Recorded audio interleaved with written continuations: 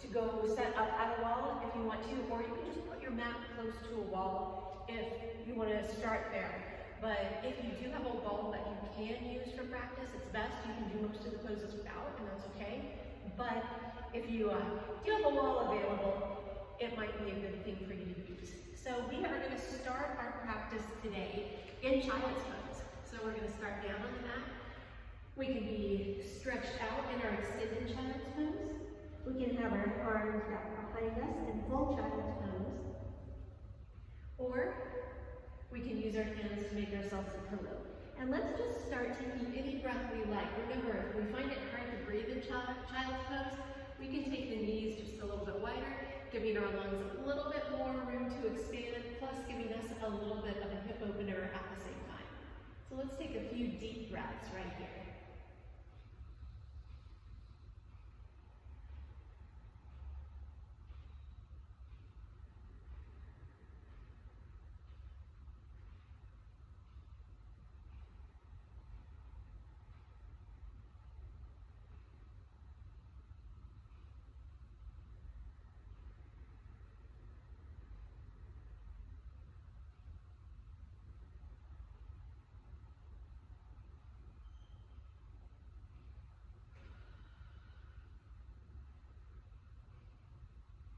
Now, as we get ready for some movement, let's go ahead and bring ourselves to our hands and knees. So a nice long spine here. We're going to go into a little bit of a cat sway back. So as we exhale, let's arch the back like a cat. And as we inhale, let's come to a sway back position. Let's do that again.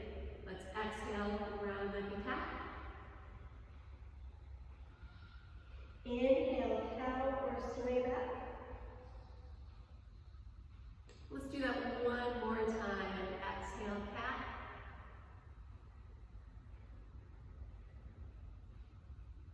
And inhale, sway back. We're going to take a nice long spine here. And as we inhale, we're going to take our right hand up to the sky. So I'll kind of be your mirror. I know I'm at an angle, so I'll still do opposite. Right hand up to the sky, give yourself a twist. Exhale, release down. And then inhale, left hand up to the sky. And exhale, release. Two more times on each side, adding a very gentle twist. Inhale, reach. Exhale, release. And left, inhale, reach. Exhale, release one more time with our right. Inhale, reach. Exhale, release, and left. Inhale, reach. And exhale, release. Let's go into our extended child's pose, hands reaching. Let's sit back on an exhale. And let's inhale, find our plank. And again, exhale. Inhale, find plank. One more time, exhale. And inhale, find plank. We're going to add on now. So let's exhale back. Let's inhale, plank. Let's exhale, bending the elbows down to our forward step, our crocodile, or our chaturanga. And inhale up. Exhale back. Again, inhale forward. Exhale lower. Inhale lift. Exhale back. We're going to add on again. So let's inhale forward. Exhale lower. Inhale lift. Exhale child. We're going to inhale up onto the knees. Stretch those hands up. We're going to exhale, make fist. Put them on the small of the back. Inhaling, lifting our heart into a kneeling camel pose. Exhaling, bringing everything back to a long spine. Inhale, hands up. Exhale, back to child's. Two more times through. Inhale, coming to plank on the knees. Exhale, lowering down. Inhale, lift. Exhale, child. Inhale, reach for the sky. Exhale, fist to the small of the back. Inhale, lift the heart. Exhale, long spine. Inhale, hands to the sky. Exhale, child's. One more time through. Inhale, plank on the knees. Exhale, lower down. Inhale, lift to plank. Exhale, back to child's. Inhale, lifting up, reaching for the sky. Exhaling, hands to the small of the back. Inhale, camel, lifting that heart up. Exhale, long spine. Inhale, hands to the sky. Exhale, find child's pose. Holding here for a moment.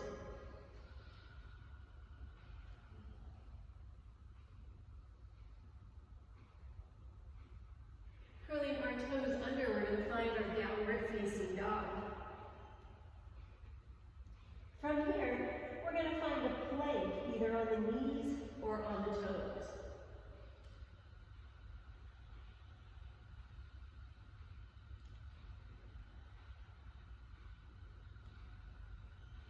We're going to lower down. We can put the knees down first if we want, or we can just shift forward, coming through chaturanga, lowering all the way down.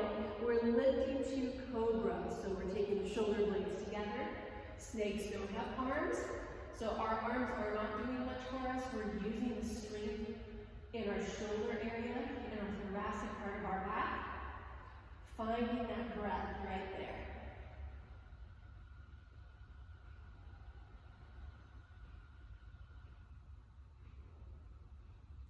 Let's lower down. Two choices. We can come to plank on the knees or regular plank. If we're going to regular plank, curl the toes. Inhale here. Exhale, press wherever we are. If you're plank or plank on the knees. We're going to turn this to a side plank. So I'll be here again. Right hand is going to be right under our right shoulder. We're going to turn with our left side going up. We can stack our feet or stagger, or we can put that right knee down. All of those are good choices. So finding that side plank, staying here, trying to get the heart area open.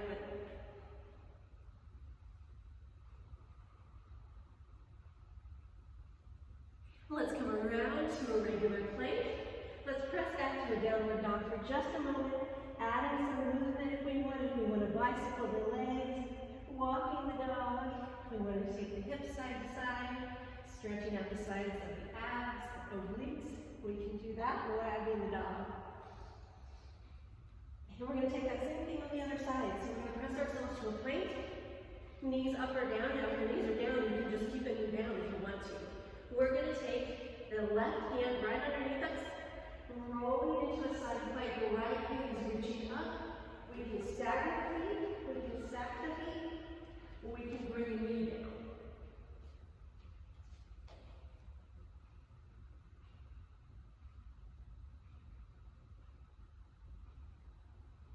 Let's bring this back around to our regular plank, back to our downward facing dog. And again, any movements we want are completely fine.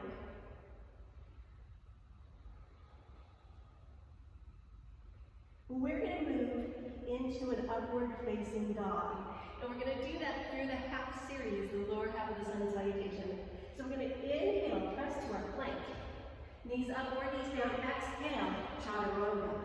We're going to come to the tops of the feet, trying to keep the knees lifted, and extend the arms so they're almost locked. A few breaths right here. So in upward dog, we want to try to lift our knees up off the mat. It might not happen. They might be down, but engage that core and try to lift.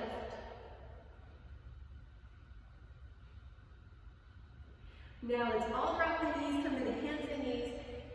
Sit back into child's pose for just a moment because we're going to hold four-limb staff or chaturanga next.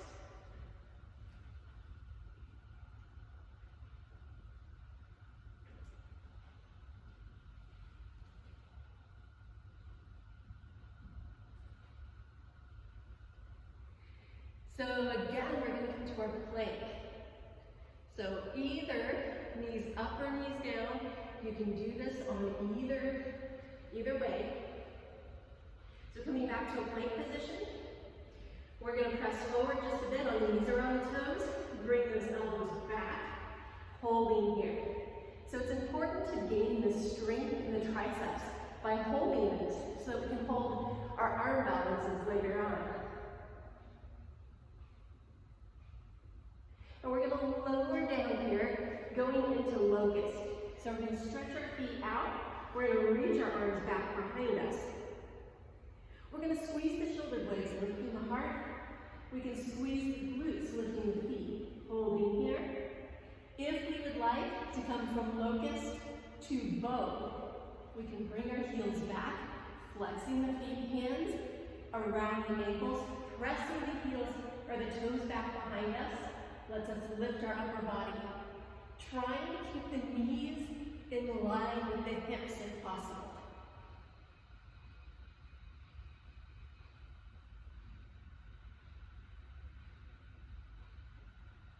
Let's release and lower down. And we're going to take another child's pose. So coming up into our plank on the knees, using our triceps to get us there, hugging the elbows to the spine, or to the sides of the body.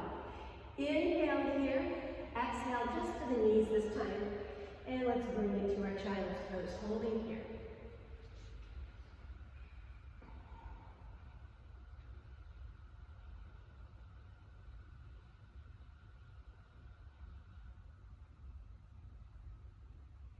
As we move to dolphin pose, we're going to make a triangle with our arms. So we're going to take our hands and clasp them. We're going to have the floor on our forearms. One quick thing that I want to show you, so I'm going to break off my mat for a second, is when we have our hands clasped, you'll see that one pinky is sticking out there. We want to tuck that under. It's just going to be a little more comfortable once we get in that pose. Another great way to check to see if your elbows are spaced correctly is when we get down there, and I'll tell you again, wrap your hands around your elbows. And that's about the spacing you want, to just keep the elbows in place. Clasp the hands, tuck the pinky. All right, so here we go with our dolphin. It's basically going to look like a downward facing dog on the elbows. So we're going to bring our elbows down. We can wrap the hands around. So if they're comfortably wrapped around the elbows, we're probably in a really good spot. Keep the elbows where they are. Bring the forearms down. Clasp the hands. Tuck that bottom pinky under. Now we've got a pretty good triangle there. We're going to walk into our downward dog with our lower body. So just bring the legs back and press back. We're pressing the forearms into the mat. The head should be able to move. We're just holding here.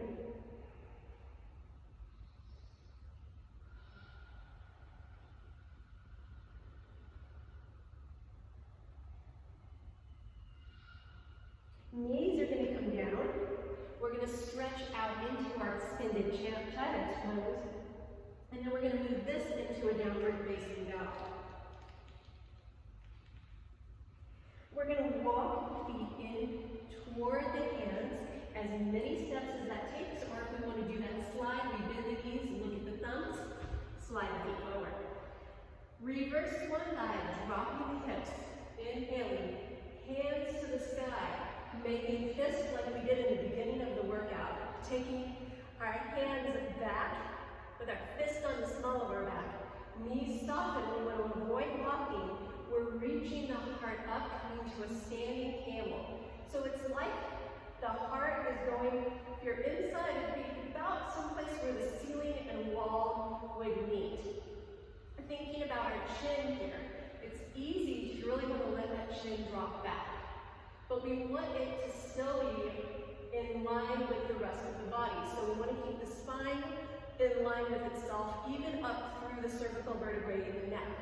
So it's just a little bit of a chin tilt. And a good way to know if we're back too far with our head, if we cannot swallow, we need to bring our chin forward just a little bit.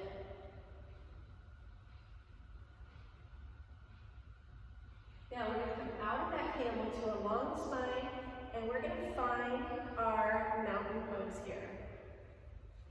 We're going to find the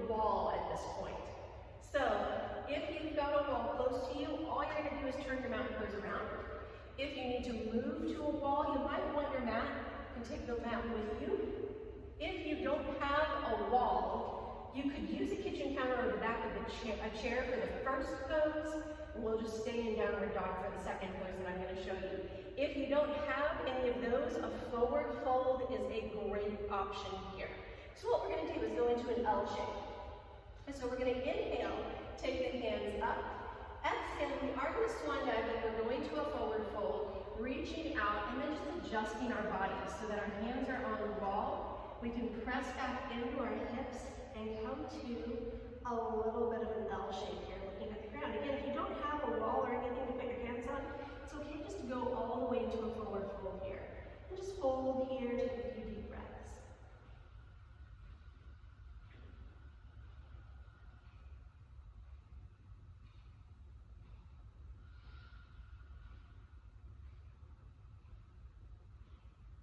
Now, if we're in a full forward fold, if our hands aren't on anything, we can reverse swan dive.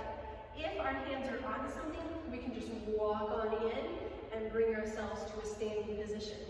The next thing we're going to do is we're going to bring this to a downward facing dog. So we're going to turn away from the wall. We're going to inhale, hands to the sky. We're going to exhale, forward fold. We're going to come to the hands and knees.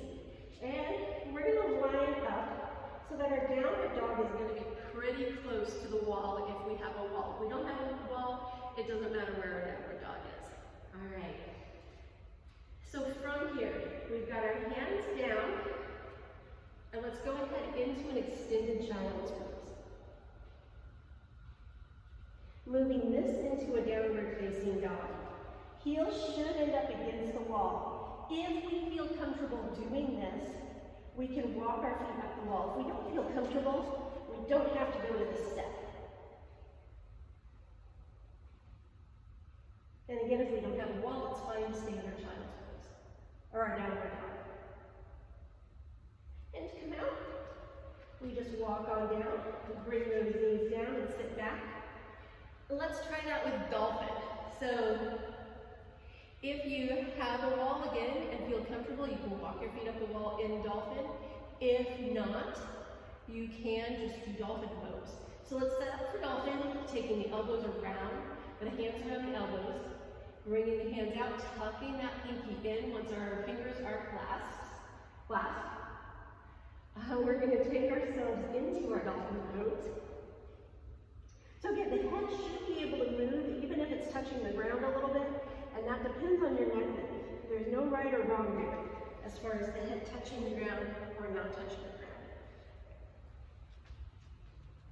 When we are ready, if we feel comfortable doing it, we can bring our feet up. And if we want to play with extending one foot and then the other, we can.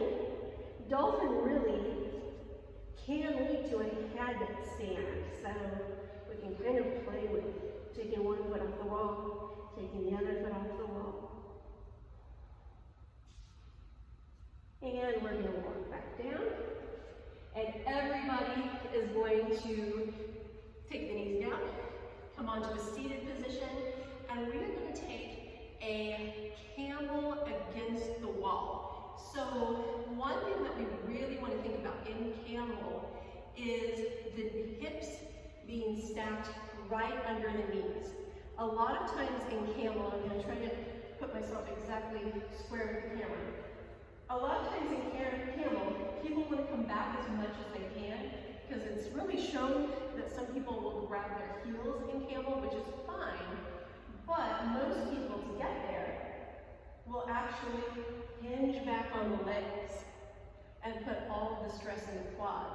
What we want to do is use the thoracic vertebrae, the thoracic part of the spine, the upper part of the spine, to stretch that part open.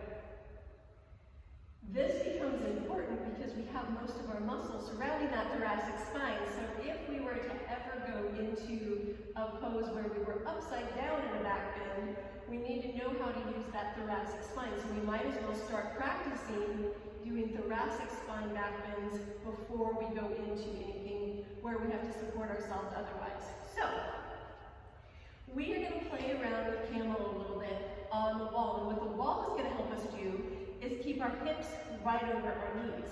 So you might be a little surprised how this changes camel pose if you practice put our hips against the wall, our hands on the small of the back, and keeping the hips and the knees against the wall, we're going to lift through our heart, like we're stretching our heart up the wall, looking just a little bit above us at the wall. And as long as our hips are still against the wall, that's our camel pose. If they start going away from the wall, we'll start to feel it in our quads, and we'll want to bring it back into the wall.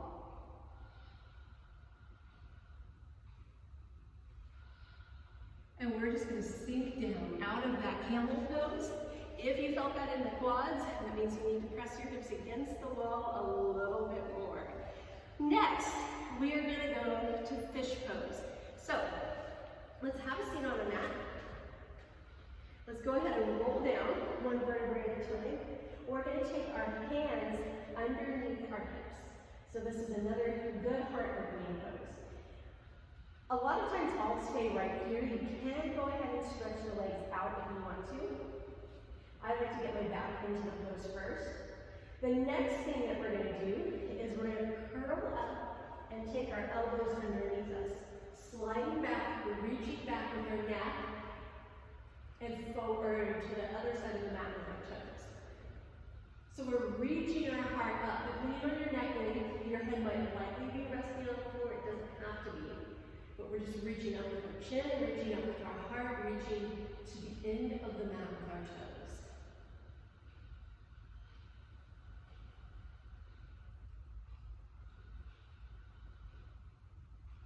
We're going to tuck our chin. We're going to lower down nice and slow. We're going to bring our knees to our chest. We're going to take our hands around the backs of our thighs and press our low back into the mat. We want to take a few little rocks. We can do that.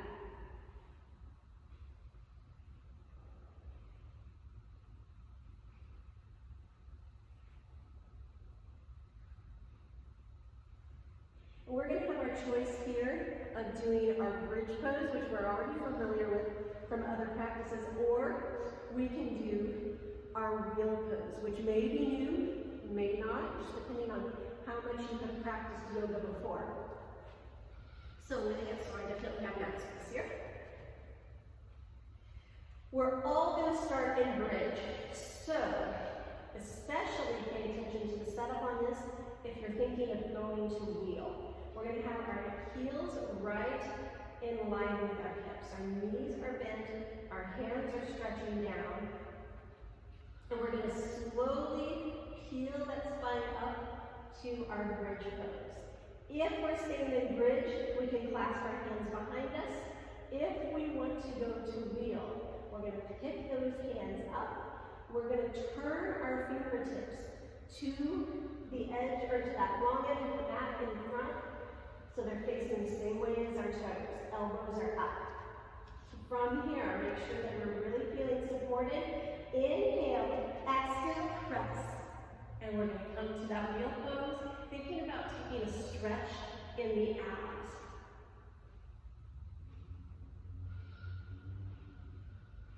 Now, if we've chosen to go to wheel, tuck that head first, roll back down to bridge, take those hands down, and then if we're still in bridge, we're all going to roll down together, one vertebrae at a time. Perfect. Let's go ahead, bring the knees into the chest. Take a few deep breaths here. Again, hands can go under the thighs. We can press that one back down.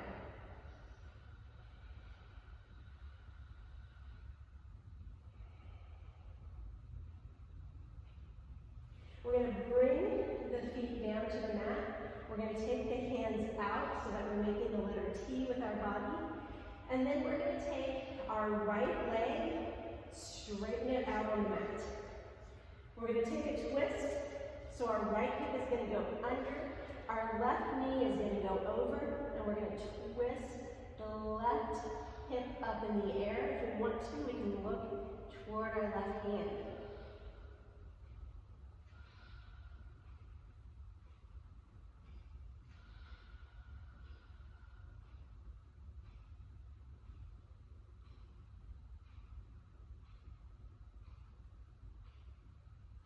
Let's bring everything back to center.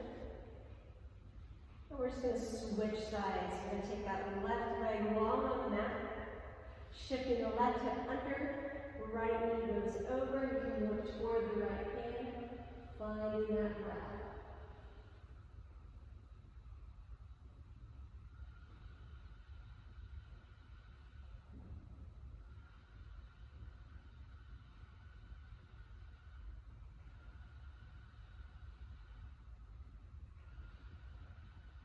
And bringing everything back to center. We are going to move so that we are really close to the wall. So I'm actually just going to bring myself up and scoot toward the wall. What we want to be, now if you don't have a wall, we can just stay on our mat, and we're just going to take that legs up the wall without a wall option. That's completely fine. So if we're staying on our mat, we just bring our knees to our chest, and then extend our legs up. For our legs up the wall without the wall. Knees to chest feels better, that's fine. The other thing we can do if we have a wall is we're going to take our hips to the wall on the side of the mat so that we can roll onto the mat. Once we've got our sits bones really against the wall, we're going to roll and bring our legs up the wall. Hands can lay down beside us, they can come out to the sides. We can do a butterfly here. We can do a V. If we want a little more of a stretch, or we can keep our legs right where they are. Just letting gravity reverse. So let's take a few deep breaths here.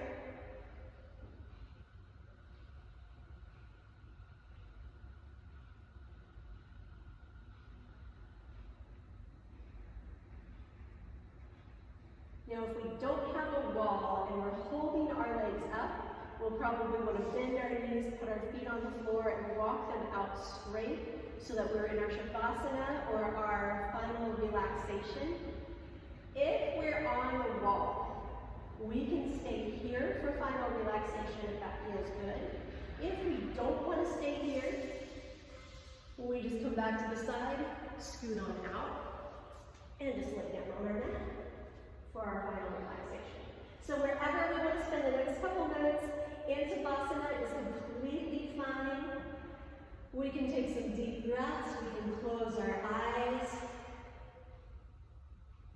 Thinking into that three-part breath, or we can think into more of a sinking breath idea, which is just a natural breath with the thought of us sinking deeper into the mat every time we exhale.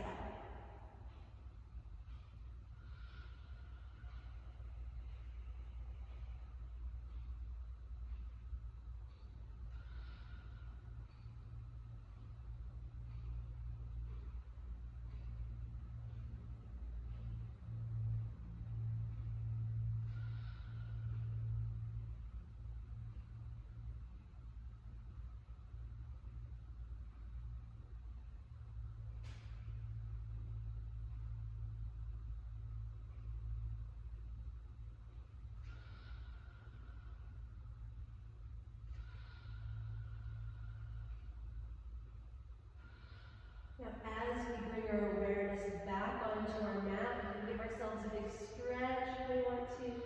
We can make any little movements we might need to make.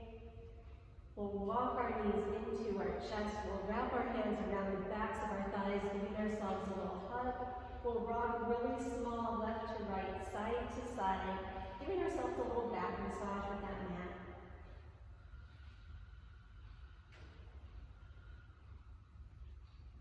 We'll rock a little bit deeper to each side till the knees finally fall to one side.